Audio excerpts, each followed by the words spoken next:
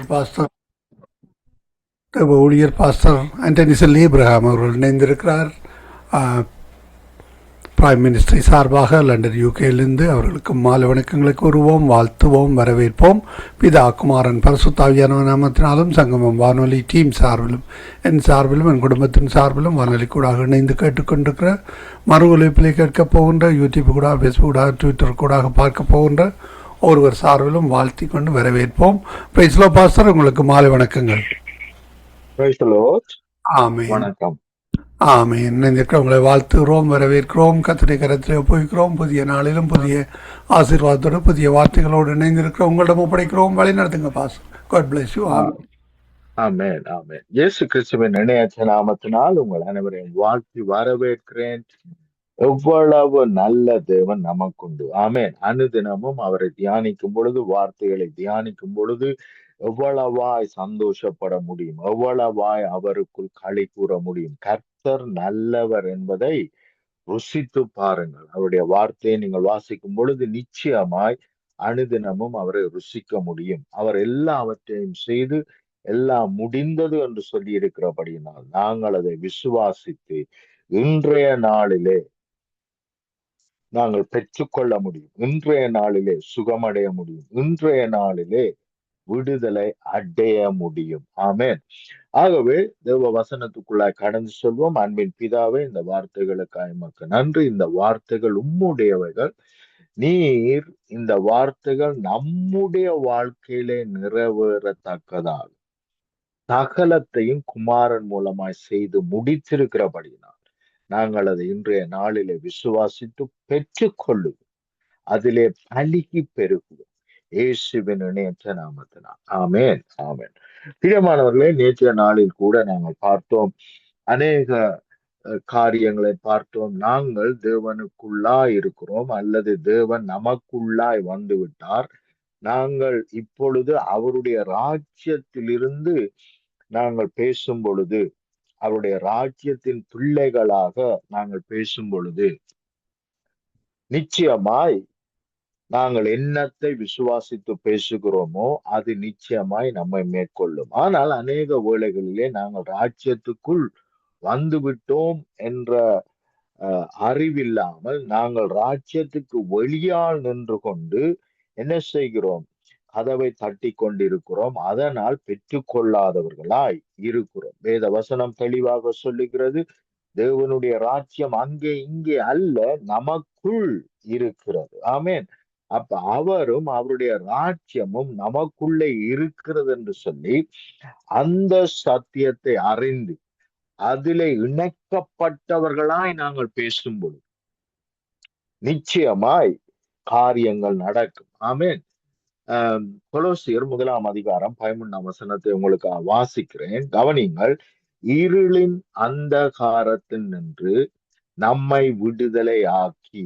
அப்ப இது முடிந்து போன ஒரு காரியம். இப்பொழுதும் இருளோடு நாங்கள் ஃபைட் பண்ணி கொண்டு சண்டை பிடிச்சு கொண்டு இருக்கக்கூடாது. நான் இப்பொழுது ஒளியின் பிள்ளை. நான் இருளின் ராஜ்யத்திலே இல்லை. இருளின் ராஜ்யத்தை அழிக்கும்படியான சகல வல்லமையும் வரங்களும் எனக்கு கொடுக்கப்பட்டிருக்கிறது.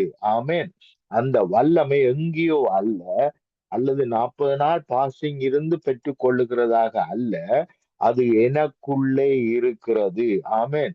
எந்த நாள் நான் கிறிஸ்துவை ஏற்றுக்கொண்டேனோ அந்த நாளே தேவனும் தேவனுடைய ராஜ்யமும் எனக்குள்ளாய் வந்து விட்டது, எனக்குள்ளே இருந்து கிரியை செய்கிறது என்ற அறிவு நமக்கு தேவை. இந்த அறிவு இல்லாதபடியினால் இப்பொழுதும் நாங்கள் விடுதலை ஆகாதவர்கள் போல, இப்பொழுதும் விடுதலை தாரும் ஐயா, என்னை விடுதலை ஆக்கும் ஐயா என்று நாங்கள் ஜெபித்து கொண்டிருக்கிறோம். ஆனால் தேவன் என்ன செய்து விட்டாராம்? இருளின் அதிகாரத்தில் நின்று நம்மை விடுதலை ஆக்கி தமது அன்பின் குமாரனுடைய ராஜ்யத்திற்கு உட்படுத்தினவருமாயிருக்கிறார். அப்போ உட்படுத்தி விட்டார். இப்பொழுது இருளின் ராஜ்யத்திலிருந்து நாங்கள் விடுதலையாக்கப்பட்டிருக்கிறோம் என்ற ஒரு எண்ணம் தான் எல்லார் மத்தியிலேயும் இருக்கிறது. இருளின் ராஜ்யத்திலிருந்து எங்களை விடுதலையாக்கி இருக்கிறார். ஆனால் நாங்கள் இன்னும் ஒளியின் ராஜ்யத்துக்கு வரவில்லை. ஆகவே நாங்கள் எவ்வளவோ பாடுபட்டு, எவ்வளவோ கஷ்டப்பட்டு, எவ்வளவோ கடுமையாக உழைத்துத்தான் இனி நாங்கள் ஒளியின் ராஜ்யத்துக்கு, குமாரனுடைய ராஜ்யத்துக்கு நாங்கள் வர வேண்டும் என்று முயற்சி செய்கிறோம். அதனால் தான் நாங்கள் தோல்வி அடைந்து கொண்டிருக்கிறோம். ஆனால் வேதம் சொல்லுகிறது, இருளின் அதிகாரத்தில் நின்று நம்மை விடுதலையாக்கி தமது அன்பின் குமாரனுடைய ராஜ்யத்துக்கு உட்படுத்தினவரமாய் இருக்கிற பிதாவை ஸ்தோத்தரிக்கும். அப்ப ஏன் நாங்க நன்றி சொல்றோம் ஆண்டவருக்கு? ஆண்டவரே, எங்களை இருளின் ராஜ்யத்தில இருந்து நீர் விடுதலையாக்கி அப்படியே விடவில்லை, எங்களை ஒளியின் ராஜ்யத்திலே, குமாரனுடைய ராஜ்யத்திலே எங்களை கொண்டு வந்து விட்டு விட்டீர். இப்பொழுது நாங்களும் குமாரனும் ஒன்றிணைக்கப்பட்டிருக்கிறோம். ஆமென். நாங்கள் பிரிக்கப்படவில்லை, ஒன்றிணைக்கப்பட்டிருக்கிறோம். மாத்திரமல்ல, பிதாவோடு கூட நாங்கள் ஒப்புரவாக்கப்பட்டிருக்கிறோம் குமாரன் மூலமாக. ஆகவே நமக்கும் தேவனுக்கும் இனிமேல் பிரிவினை இல்லை. இப்பொழுது தேவனும் தேவனுடைய ராஜ்யமும் நமக்குள்ளே இருக்கிறது. ஆமென். தேவனுடைய ராஜ்யம் உங்களுக்குள் இருக்கிறது. என்றைக்கு ஒரு நாள் வரும் என்று சொல்லவில்லை, கடைசி நாளிலே வரும் என்று சொல்லவில்லை, உங்களுக்குள் இருக்கிறதே என்று வேதம் சொல்லுகிறது. ஆமென். ஆகவே நான் அந்த ராஜ்யத்தில் இருந்து நான் பேசுகிறவனாய், செயல்படுகிறவனாய் இருக்க வேண்டுமே அல்லாமல், நான் இருளின் ராஜ்யத்திலே இருக்கிறவனாக எண்ணிக்கொண்டு அதிலிருந்து விடுதலை ஆவதற்காக, ஐயா வாரும் ஐயா, தாரும் ஐயா, ஏதாவது செய்யும் ஐயா என்று நான் ஜெபிக்க கூடாது. அது தவறான ஜெபம். ஏனென்றால் இயேசு செய்து முடித்ததை நான் ரிஜெக்ட் பண்ணுகிறேன். அதை நான் ஏற்றுக்கொள்ளவில்லை. அவர் சொல்லுகிறார், நான் விடுதலையாக்கி விட்டேன், மாத்திரமல்ல அவருடைய குமாரனுடைய ராஜ்யத்துக்கு உட்படுத்தி விட்டார் என்று சொல்லும் பொழுது, அதை அப்படியே விசுவாசிப்பது மிக மிக மிக அவசியம். ஆமென். நம்முடைய அவவிசுவாசம் தான் எல்லாவற்றையும் தடுத்து நிறுத்துகிறதை அல்லாமல் தேவன் அல்ல. ஆமென். ஆண்டவர் ஏதோ டீச் பண்ணுகிறார் என்று அல்ல. டீச் பண்ணபடியாக இங்கே எதுவும் இல்லை. அவர் ஏற்கனவே நம்மை என்ன செய்து விட்டார்? அவருடைய ராஜ்யத்தின் பிள்ளைகளாய் மாற்றி விட்டார். ஆமென். அவருடைய ராஜ்யத்துக்கு வந்த பிறகு அங்கே என்ன இல்லை? பரீட்சை எழுதி பாஸ் பண்ண வேண்டிய அவசியம் இல்லை. ஏனென்றால் அவருடைய ராஜ்யத்துக்கு வருவதற்காக ஒருவேளை நீங்கள் என்ன செய்யலாம்? பரீட்சை எழுதலாம். ஆனால் ராஜ்யத்துக்கு வந்த பிறகு நீங்கள் பரீட்சை எழுதுவீர்களானால் அது தவறு. சிட்டிசன்ஷிப் கிடைச்சா பிறகு, கனடா சிட்டிசன்ஷிப் கிடைச்சா பிறகு, இல்ல பிரதர் நான் கனடா சிட்டிசன்ஷிப் கிடைக்கிறதுக்காக படிச்சிட்டு இருக்கிறேன், இந்த டெஸ்ட் எல்லாம் நான் பாஸ் பண்ணினா தான் எனக்கு கிடைக்கும் என்று நீங்க நினைச்சீங்கன்னா அது தவறு. உங்களுக்கு ஏற்கனவே கிடைத்து விட்டது. ஆமென். ஆகவே கிடைத்து விட்டது என்று செயல்படாமல், என்றைக்காவது ஒருக்கா கிடைக்கும், என்றைக்காவது ஒரு நாள் கிடைக்கும் என்று சொல்லி நான் செயல்படுவது தவறாக இருக்கிறது. ஏனென்றால் நான் அவருடைய பிள்ளை என்பதை அறியாமல் நான் என்ன செய்து கொண்டிருக்கிறேன்? செயல்பட்டு கொண்டிருக்கிறேன். ஆமென். கவனியுங்கள், எபேசியர் 3ஆம் அதிகாரம் 20வது வசனம் இப்படியாய் சொல்லுகிறது, நாம் வேண்டிக் கொள்ளுகிறதற்கும் நினைக்கிறதற்கும் மிகவும் அதிகமாய் நமக்குள்ளே கிரியை செய்கிற வல்லமையின்படி. அப்ப கவனியுங்கள், நமக்குள்ளே ஒரு கிரியை செய்கிறது, ஒரு கிரியை இருக்கிறது. கிரியை செய்கிற வல்லமை நமக்குள்ளே, கிரியை செய்கிற வல்லமையாய் தேவன் நமக்குள்ளே இருக்கிறார். அந்த வல்லமையோடு ஒரு இணைப்பை ஏற்படுத்தாமல் நான் எப்படியாக என்னை நினைக்கிறேன் என்றால், அனுதினமும் நான் பாவி, படும்பாவி, நான் இன்னும் தேவன் என்னிடத்தில் இல்லை, தேவன் எங்கேயோ தூரமாயிருக்கிறார், நான் இனிமேல் கத்தி குளறி அழுது கண்ணீர் வடித்து எப்படியாவது அவரை என்ன செய்து செவிசாய்க்க பண்ணி ஏதாவது பெற்றுக்கொள்ள வேண்டும் என்றால் அது தவறு. கவனியுங்கள், நாம் வேண்டிக் கொள்ளுகிறதற்கும் நினைக்கிறதற்கும், சிந்தையிலே நினைக்கிறதற்கும் மிகவும் அதிகமாய், நான் நினைக்கிறதும் வேண்டிக் கொள்ளுகிறதும் மிகவும் கம்மி, கொஞ்ச காரியம். ஆனால் நான் வேண்டிக் கொள்ளுகிறதற்கும் நினைக்கிறதற்கும் மிகவும் அதிகமாய் நமக்குள்ளே கிரியை செய்கிற வல்லமையின்படி. அப்ப தேவனுடைய ராஜ்யம் நமக்குள்ளே இருக்கிறது, தேவன் நமக்குள்ளே இருக்கிறார். உலகத்தில் இருக்கிறவனை பார்க்கிலும் நமக்குள் இருக்கிறவர் பெரியவராயிருக்கிறார். அவருடைய வல்லமை பெரிதாக இருக்கிறது. ஆகவே அந்த வல்லமை என்ன செய்கிறதாம்? நாம் நினைப்பதற்கும் வேண்டுவதற்கும் மிகவும் அதிகமாகவே நமக்குள்ளே இருந்து அந்த வல்லமை செயல்படுகிறது என்று நாங்கள் இந்த வசனத்திலே வாசிக்கிறோம். ஆனால் அநேக வேளையில அப்ப இந்த வல்லமை நமக்குள்ளே கிரிய செய்யுமானால் நாம் எப்படி சொல்ல முடியும்? தேவன் நம்மை சோதிக்கிறார், தேவன் தடுத்து நிறுத்தி வைத்திருக்கிறார், என்றைக்காவது நான் தகுதி பெற்ற அப்புறம் எனக்கு தருவார் என்று எப்படி சொல்ல முடியும்? நான் தகுதி பெற வேண்டிய அவசியம் இல்லை. ஏனென்றால் அவர் ஏற்கனவே என்னை தகுதி படுத்தி விட்டார். அதைத்தான் வேதம் சொல்லுகிறது. இப்படி இருக்க 2 கொரிந்தியர் 5ஆம் அதிகாரம் 17ஆம் வசனம், இப்படி இருக்க ஒருவன் கிறிஸ்துவுக்குள் இருந்தால், கிறிஸ்து எனக்குள்ளே இருக்கிறார் என்று விசுவாசித்தால் புது சிருஷ்டியாக இருக்கிறான். பழையவைகள் ஒளிந்து போயின, எல்லாம் புதிதாயின. ஆனா நாம என்னத்தை விசுவாசிக்கிறோம்? நாம இன்னும் கிறிஸ்து நமக்குள்ள இருக்கிறார் என்று விசுவாசிக்கவில்லை. கிறிஸ்து எனக்குள்ளே இருக்கிறார் என்று அவரோடு கூட ஒரு இணைப்பை ஏற்படுத்தி கொள்ளவில்லை. கவனிங்கள், 12 வருடம் பெரும்பாடுள்ள ஸ்திரீ மாத்திரம் தேவனோடு ஒரு இணைப்பை ஏற்படுத்தி கொண்டபடியினால் அவள் அற்புதத்தை பெற்றுக்கொண்டாள், விடுதலையை பெற்றுக்கொண்டாள். கவனியுங்கள், இயேசுவை எல்லாரும் தொட்டார்கள். ஆனால் இந்த சகோதரி மாத்திரம் சுகத்தை, விடுதலையை பெற்றுக்கொண்டார். ஏனென்றால் இயேசு எனக்காக எங்கே இருக்கிறார்? எல்லாவற்றையும் செய்து முடித்தவராக இருக்கிறார். அவருக்குள் எனக்கு தேவையான சகலதும் இருக்கிறது.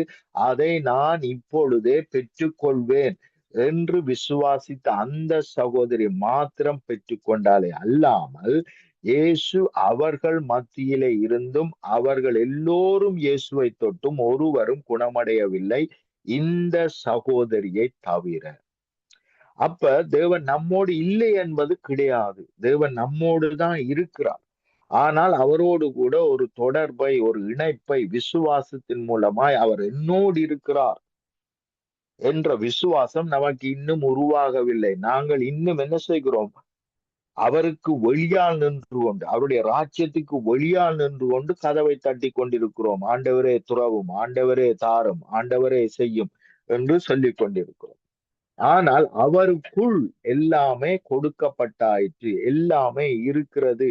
அவர் எனக்குள் இருக்கிறபடியினால் எல்லாமே எனக்கு கொடுக்கப்பட்டாயிற்று என்ற எண்ணம் இல்லாதவர்களாய் அல்லது விசுவாசிக்காதவர்களாய் இருக்கும். அதனால் தான் தேவன் செய்து முடித்தவைகள் நம்மை மேற்கொள்ளவில்லை. கவனிங்கள், தேவன் எங்களோடு இருக்கிறார், எங்கள் மத்தியில் இருக்கிறார் என்பது வேறு, அவருடைய இணைப்பிலே நாங்கள் இருக்கிறோம் என்பது அல்லது உறவிலே இருக்கிறோம் என்பது வேறு.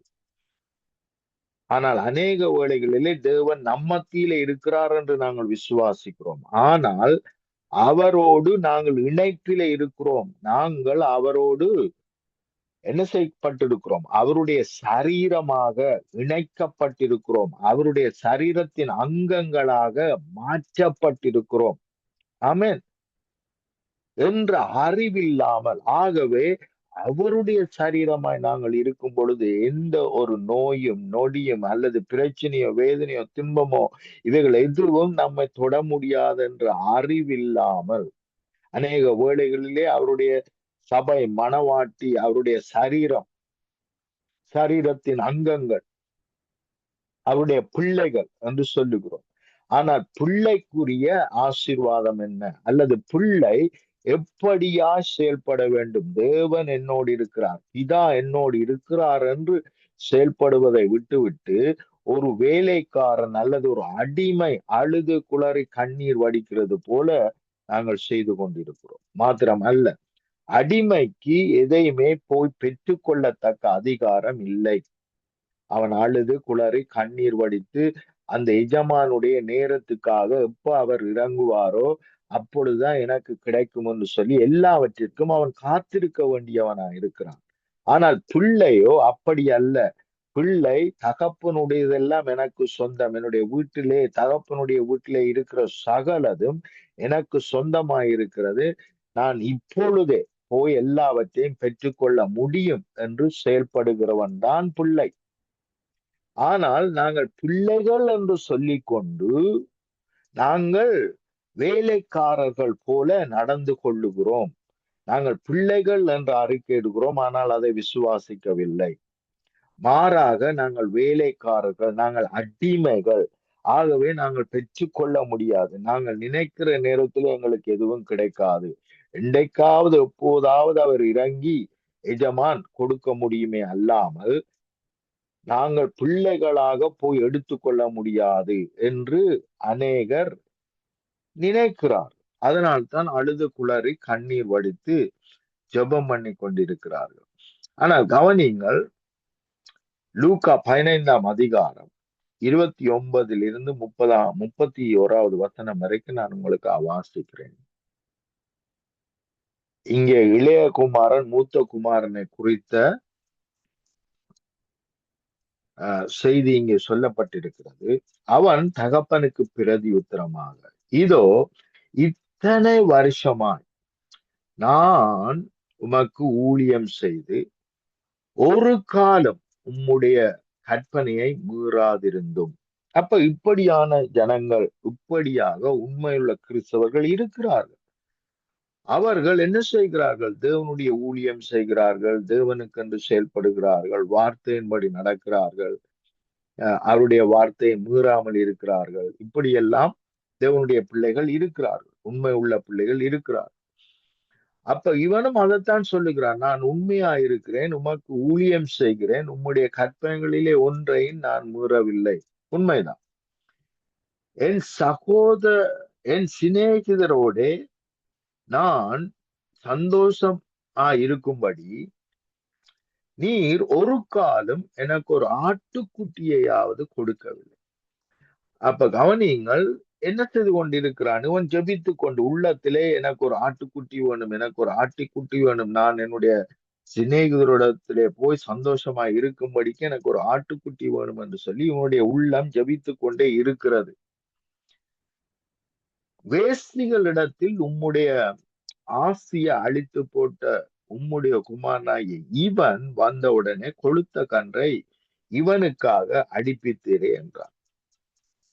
அதற்கு தகப்பன், இதுதான் மிக முக்கியமான சத்தியம் பிரியமானவர்களே, கவனியுங்கள். அதற்கு தகப்பன், மகனே நீ எப்பொழுதும் என்னோடு இருக்கிறாய். ஹல்லேலூயா! எப்பேற்பட்ட ஒரு மேன்மையான மகிமையான ஒரு வார்த்தையை தேவன் ரிலீஸ் பண்ணி இருக்கிறார். இத கேட்டா பரலோகமே என்ன செய்யுது? என்ன வந்து மேற்கொண்டுட்டுது. பரலோக ஆசீர்வாதம் முழுவதுமே இந்த வார்த்தைக்குள் அடங்கி இருக்கிறது. நீ எப்பொழுதும் என்னோடு இருக்கிறாய், என்னுடைய பிள்ளையாக இருக்கிறாய். ஆமென். நீ எப்பொழுதும் என்னோடு இருக்கிறாய். அப்ப பாருங்க, இணைப்பு. என்னோடு இருக்கிறாய் என்றால் என்னோடு இணைக்கப்பட்டவனாய் செயல்படு என்பதுதான் அர்த்தம். நீ எப்பொழுதும் என்னோடு இருக்கிறாய். எனக்குள்ளதெல்லாம், கவனியுங்கள், எனக்குள்ளதெல்லாம் உன்னுடையதாய் இருக்கிறது. அப்ப பிள்ளைக்கு கொடுக்கப்பட்ட மேன்மை என்ன, மகிமை என்னென்றால், காத்திருந்து வாசலுக்கு வழியால் நின்று, ஐயா தரமாட்டீரா, ஏதாவது செய்ய மாட்டீரா, இறங்க மாட்டீரா, மனது உருக மாட்டீரா என்று அழுது குளறு கண்ணீர் வடிக்கிற வாழ்க்கை அல்ல. பிள்ளை என்றால் நான் அவரோடு கூட இருக்கிறேன், அவருடையவைகள் எல்லாம் என்னுடையவைகளாய் ஆக்கப்பட்டிருக்கின்றன. ஆமென். பாருங்கள் என்ன சொல்லுகிறார், நீ எப்பொழுதும் என்னோடு இருக்கிறார். இதை விட ஆசீர்வாதம் வேற என்ன வேணும்? இதுவே அவனை சந்தோஷப்படுத்தி இருக்கும், ஆனா அவன் சந்தோஷப்படல. கவனிங்க, அதாவது உலகத்தில் இருக்கிற அவ்வளவு ஆசீர்வாதத்தை பார்க்கிலும் தேவன் நம்மோடு இருக்கிறது மிக பெரிய ஒரு ஆசீர்வாதம். அப்ப வசனம் சொல்லுது என்னென்று, அவரே தகப்பனே சொல்லு, நீ எப்பொழுதும் என்னோடு இருக்கிறாய். ஹல்லேலூயா! எனக்குரியதெல்லாம் உன்னுடையதா இருக்கிறது. அப்ப நீ போய் பெற்றுக்கொள். எப்படி இந்த 12 வருடம் பெரும்பாடுள்ள ஸ்திரீ, ஆண்டவரே உதவி செய்யும், ஆண்டவரே என்னுடைய சரீரத்தை தொடும் ஆண்டவரே என்று ஜெபிக்கவில்லை. மாறாக நான் போய் தொட்டு பெற்றுக்கொள்வேன், எடுத்துக்கொள்வேன். இன்னொரு விதத்திலே சொன்னால், எனக்காக ஆயத்தம் பண்ணி இருக்கிற சகல ஆசீர்வாதங்களையும் விடுதலைகளையும் நான் இப்பொழுதே போய் எடுத்துக்கொள்வேன். அவைகள் 24 மணி நேரமும் என்னை மேற்கொள்ளும்படி எனக்காக கிறிஸ்துவுக்குள் ஆயத்தம் பண்ணப்பட்டிருக்கிறது. ஆகவே நான் இப்பொழுதே போய் அதை எடுத்துக்கொள்ளுவேன் என்று செயல்படுகிறவளாய் பெரும்பாடுள்ள ஸ்திரீ இருக்கிறார். அதனால் உடனடியாக இதற்கு முன்பதாக ஜெபித்த ஜவீருக்கு பதில் வரவில்லை. ஆனால் இந்த சகோதரிக்கோ உடனடியாக பதில் வந்து மேற்கொண்டது. உடனடியாக என்ன நடந்தது? அங்கே அற்புதம் நடந்தது, அதிசயம் நடந்தது. ஆனால் இதற்கு முன்னாடி ஜெபித்த ஜவீருக்கு இன்னும் அற்புதம் நடக்கவில்லை. ஏனென்றால் தவறான ஜெபங்கள் நாங்கள் தவறாய் பண்ணி கொண்டிருக்கிறோம். அவருடைய பிள்ளைகளாய் செயல்படாமல் அவர் எங்களை விடுதலை ஆக்கிவிட்டார். நாங்கள் இனிமேல் அடிமைகள் இல்லை, நாங்கள் இனிமேல் அநாதைகள் அல்ல என்பதை அறியாமல் நாங்கள் அநாதைகளாகவே இருந்து என்ன செய்கிறோம்? அழுது குளறி கண்ணீர் வடித்துக் கொண்டிருக்கிறோம். கவனியுங்கள், உபாகமம் 1ஆம் அதிகாரம் 8ஆம் வசனத்தையும் 21வது வசனத்தையும் நான் உங்களுக்கு வாசிக்கிறேன். இதோ இந்த தேசத்தை உங்களுக்கு முன்பாக வைத்தேன். நீங்கள் போய் கர்த்தர் உங்கள் பிதாவாகிய ஆபிரகாமுக்கு, ஈசாக்குக்கும், யாக்கோப்புக்கும் அவர்களுக்கு பின்வரும் அவர்கள் சந்ததிக்கும் ஆணையிட்டு கொடுத்த அந்த தேசத்தை சுதந்திரித்துக் கொள்ளுங்கள் என்றார். அப்ப தேவன் சொல்லிட்டார், இந்த தேசத்தை உங்களுக்கு கொடுத்துட்டேனப்பா, போய் பெற்றுக்கொள்ளுங்கள். விசுவாசித்து நான் கொடுத்துட்டேன், நான் இப்பொழுது சொல்லுகிறேன், உங்களுக்கு கொடுக்கப்பட்டாயிற்று, இதை விசுவாசித்து போய் இப்பொழுதே பெற்றுக்கொள்ளுங்கள். இதோ உன் தேவனாகிய கர்த்தர். 21வது வசனத்தையும் நான் வாசிக்கிறேன். உபாகமம் 1ஆம் அதிகாரம் 21வது வசனம்.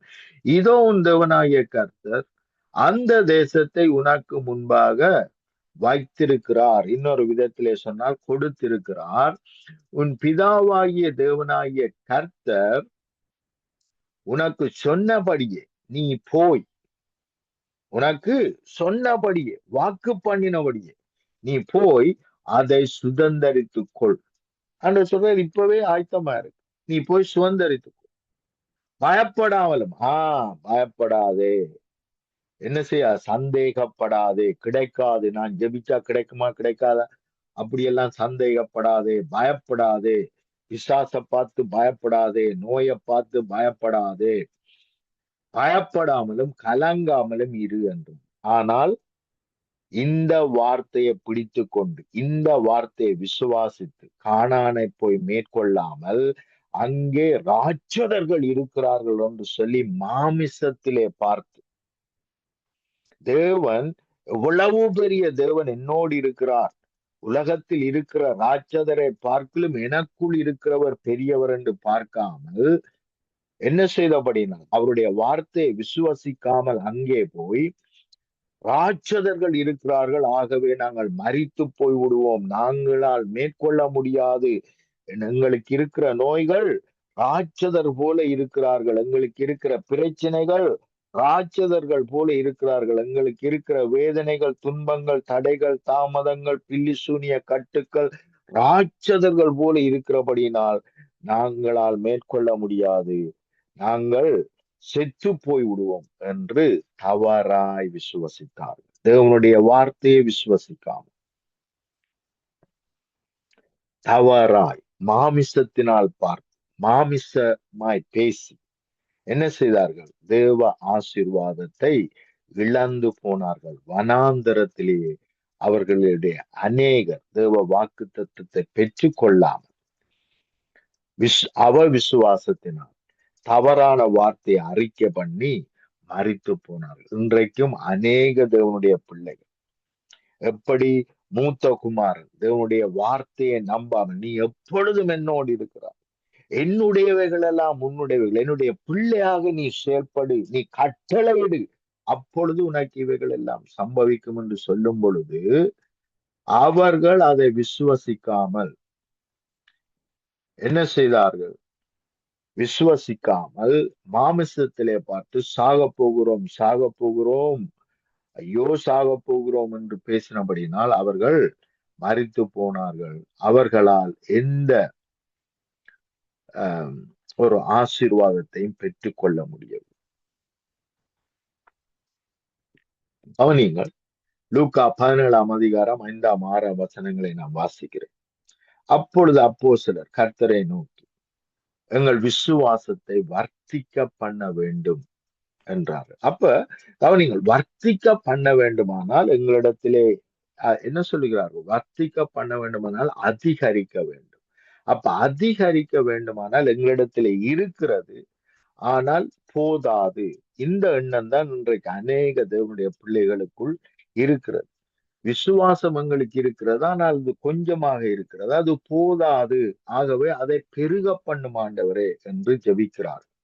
ஆனால் கவனியுங்கள், தேவன் எப்படியாய் எண்ணத்தை இங்கே வலியுறுத்துகிறார் என்பதை பாருங்கள். அதற்கு கர்த்தர், கடுகளவு விசுவாசம் உங்களுக்கு உண்டாயிருந்தார். அப்ப இவற்ற ஒரு கொஞ்சம் விசுவாசம் இருக்கு, நிச்சயமா அது கடுகளவை விட பெரிய விசுவாசம் தான் அவைகிட்ட இருக்கு. ஆனா ஆனா ஆண்டவர் அவங்க சொல்றாங்க அது போதாது என்று சொல்றாங்க. ஆனா இயேசு என்ன சொல்றாருன்னா, உங்கள்ட்ட அந்த கொஞ்சம் இருக்கிற விசுவாசம் இருக்குல்ல, அதுல இருந்து ஒரு கடுகு அளவு, கடுகின் விதை அளவு விசுவாசம் உங்களுக்கு உண்டாயிருந்தால், கடுகின் விதை அளவு விசுவாசத்தை நீங்கள் பயன்படுத்தினால், நீங்கள் இந்த காட்டாத்தி மரத்தை நோக்கி, கவனியுங்கள், இப்படித்தான் ஜெபிக்க வேண்டும். நீங்கள் என்னை நோக்கி என்று சொல்லவில்லை, என்னிடத்தில் கெஞ்சுவீர்கள். உங்களுக்கு கடுகு விதையளவு விசுவாசம் இருந்தால் என்னிடத்தில் கேட்பீர்கள், நான் செய்வேன் என்று சொல்லவில்லை. இங்கேதான் அநேகர் நாங்கள் பிழைவிடுகிறோம். ஏனென்றால் மலையை பார்த்து பேசாமல் மலையை குறித்து தேவனிடத்தில் பேசிக் கொண்டிருக்கிறோம். ஏனென்றால் நாங்கள் ஒன்றுமே இல்லை என்று நினைக்கிறோம். எங்களுடைய வார்த்தையின்படி எதுவுமே நடக்காது என்று நினைக்கிறோம். எங்களுக்குள்ளே தேவன் இருக்கிறார் என்பதை கூட நாங்கள் மறந்து விட்டோம். எங்களுக்குள்ளே இருக்கிறவர் பெரியவர் என்று அறிக்கை பண்ணுகிறோம். ஆனால் பெரியவர் இருக்கிறபடினால் நான் கட்டளை இடுகிறேன் என்று கட்டளை இடுகிறதில்லை. மாறாக எங்களுக்குள் இருக்கிறார் என்பதை விட அவர் எங்கேயோ வானத்தில் இருக்கிறார் என்று சொல்லி அவரை நோக்கி என்ன செய்து கொண்டிருக்கிறோம்? மலையை விலகி போடும் ஐயா, வந்து இறங்கும் ஐயா, மலையை தள்ளி போடும் ஐயா, எங்களுக்கு உதவி செய்யும் ஐயா என்று கேட்டுக்கொண்டிருக்கிறோம். ஆனால் இங்கே பாருங்கள், நீங்கள் இந்த காட்டாத்தி மரத்தை நோக்கி பேசுங்கள், பிரச்சனையை நோக்கி விலகி போன்று சொல்லுங்கள், பிசாசை பார்த்து வெளியேறு என்று சொல்லுங்கள், சுவையினத்தை பார்த்து வெளியேறு என்று சொல்லுங்கள், அதை நோக்கி பேசுங்கள். இந்த காட்டாத்தி மரத்தை நோக்கி, நீ வேரோட புடுங்குண்டு கடலிலே நடப்படுவாயாக, புடுங்குண்டது மாத்திரமல்ல கடலிலே நடப்படுவாயாக என்று சொல்ல அது உங்களுக்கு கீழ்ப்படியும். ஹல்லேலூயா, ஆமென். அப்படிப்பட்ட அதிகாரமும் வல்லமையும் நமக்கு கொடுத்திருக்கிறது. ஆகவே தயவு செய்து, நமக்குள்ளே தேவன் இருக்கிறார், தேவ பிள்ளைகளா இருக்கிறோம். ஆகவே நாங்கள் சொல்லுகிறது நிச்சயமாய் நடக்கும் என்ற விசுவாசத்திலே பேசுங்கள். அப்பொழுது நீங்கள் சொல்லுகிற ஒவ்வொரு ஜெபமும் அற்புதங்களையும் அதிசயங்களையும் நடப்பிக்கிறது மாத்திரமல்ல, தேவனுடைய நாமம் மகிமைப்படும். ஆமென். ஜெபம் பண்ணுவோம். அன்பின் பிதாவே, இந்த வேலைக்காக உமக்கு நன்றி செலுத்துகிறோம். நாங்கள் வெளியில் இருந்தல்ல, உமக்கு வெளியில் இருந்தல்ல, உம்முடைய ராஜ்யத்துக்கு புறம்பே இருந்தல்ல, உம்முடைய ராஜ்யத்துக்குள் இருந்து கொண்டு நாங்கள் பேசுகிறோம். ஆகவே ராஜ்யத்தின் அதிகாரிகளாய் நாங்கள் பேசுகிற வார்த்தைகள் அப்படியே நிறைவேறுகிறதற்காய் நன்றி. நமக்குள் இருக்கிற நீர் பெரியவராய் இருந்து செயல்படுகிறதற்காய் நன்றி. சத்துருவின் கிரியைகள் எல்லாம் நிர்மூலமாகி போகிறதற்காய் நன்றி. இவைகளில் ஒன்றும் உங்களை சேதப்படுத்த மாட்டாது என்று சொன்னதற்காய் நன்றி. எங்களோடு இருந்து சத்துருவின் கிரிகளை நிர்மூலமாக்குவது உம்முடைய சித்தமாக இருக்கிறது. அதற்காக நன்றி செலுத்துவோம். ஆகவே நீர் எங்களை பார்த்து மரித்தவர்களை எழுப்புங்கள், சுகவீனர்களை சுகமாக்குங்கள், சத்தியத்தை அறிவியுங்கள் என்று சொல்லி எங்களுக்கு கட்டளை இட்டிருக்கிறீர்கள். அந்த வார்த்தையின்படியே ஒவ்வொரு பிள்ளைகளும் பிரச்சனையை பார்த்து பேசட்டும், எதிர்த்து நிற்கட்டும். அப்பொழுது சத்துருவானவன் ஒட்டி போவானாக. இப்பொழுது அவருடைய வாழ்க்கையில் இருக்கிற தடைகள், தாமதங்கள், பயங்கள், பிரச்சனைகள், பிசாசின் கிரிகள் நிர்மூலமாக்கப்படட்டும். சுகையினங்கள் வெளியேறுவதாக, பரிபூரணம் உண்டாயிருப்பதாக. ஒரே பலியினால் நீர் என்றென்றைக்கும் பரிபூரணமாக்கின அந்த பரிபூரணம் ஒவ்வொரு பிள்ளைகளையும், குடும்பங்களையும், தேசங்களையும் மேற்கொள்ளுவதாக சர்வ வல்லமை உள்ள இயேசுவின் இணையற்ற நாமத்தினால். ஆமேன், ஆமேன், ஆமேன்.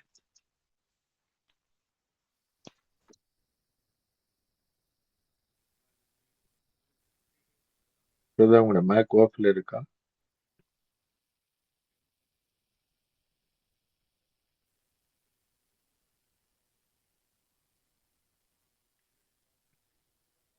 ஹலோ,